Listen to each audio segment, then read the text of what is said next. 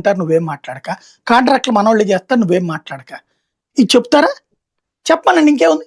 అలాగా నువ్వేం మాట్లాడకుండా ఉండి అసలు ఏమీ జరగట్లేదు. రాష్ట్రం అద్భుతంగా ఉంది. నా నియోజకవర్గం అద్భుతంగా ఉంది. నా ప్రజలందరూ సంతోషంగా ఉన్నారు. చంద్రబాబు గారు కనబడితే చాలు అందరూ పూలాభిషేకం, పాలాభిషేకం చేద్దాం అనుకుంటున్నారు అని అతనితో చెప్పించాలని వీళ్ళు అనుకుంటున్నారు. హ్మ్. అది ఎట్లా సాధ్యమవుతుంది? హ్మ్. ఫీల్డ్‌లో ఇవే కార్యకర్తలు తిడతారు మళ్ళక్కడ. హ్మ్. ఇక్కడ కొలికిపూడి సంఘటనలో ఇద్దరి మధ్యన క్లాష్ వచ్చినప్పుడు దీంట్లో పరిష్కరించాల్సింది ఈ అంశాల ప్రాతిపదికన కాదు. హ్మ్. కేసినేని చిన్ని రెచ్చగొడుతున్నాడా లేదా? హ్మ్. ఇప్పుడు కేసినేని నాని ఏం అడిగేవాడండి ఇంతకుముందు? హ్మ్. ఎమ్మెల్యేలందరి మీద తనకు ఆధిపత్యం అడిగేవాడు. తను చెప్పిన వాళ్ళకి టికెట్ ఇవ్వమన్నాడు. అంతే కదా? దాన్ని ఒప్పుకోలేదు కదా చంద్రబాబు గారు. హ్మ్. మరి చిన్ని కట్టిచ్చారు అట్లా అవకాశం. నాని చేసిన పాపం ఏంటి? చిన్ని చేసిన పుణ్యం ఏంటి? నాకు అర్థం కాలేదు అదే. హ్మ్. నాని ఎన్నోసార్లు చంద్రబాబు గారిని ధిక్కరించాడు, లేకపోతే చంద్రబాబు గారి గురించి సెటైర్లు వేసాడు.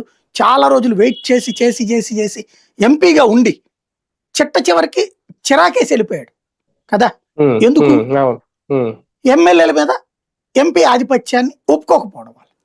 అవును. అంతే కదా. అంతే. హ్మ్. మరి కేసినేని నానికేమో ఇవ్వాల అవకాశం. ఇక్కడ చిన్ని చేసుకున్న అదృష్టం ఏంటి? చిన్నికి ఎమ్మెల్యేల మీద పెత్తనం ఎట్టిచ్చారు? హ్మ్. ఇప్పుడు అప్పట్లో